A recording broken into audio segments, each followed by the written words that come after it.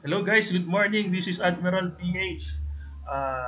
Server Ibon 10, no? This is Fang.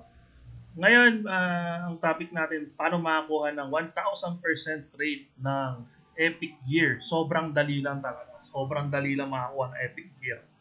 Kaya makapapansin nyo yung item ko, naka-Epic Gear na rin ako. Ayan. Sobrang dali lang. Sobrang dali lang makakuha ng Epic Gear. Ganito lang gagawin nyo ha, ganito lang gagawin nyo. Kahit saan daan nyo, kahit nasa taon ka, makakabili ka ng ay makakuha ka ng Epic Gear. Punta ka lang ng shop, next market, yan, instant yan, 1,000% yan, makakuha ka ng Epic Gear.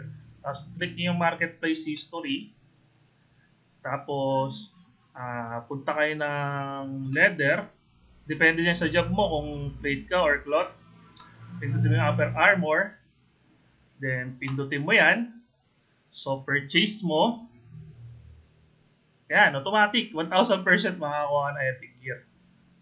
Ayun ang tips yan para makakuha ng Epic Gear agad. Kaya hindi mo na kailangan magpakahirap kahit sa mag-hunt. Hindi mo na kailangan mag 24 hours. Ayan, 1,000% rate na yan. Epic Gear agad makukuha mo.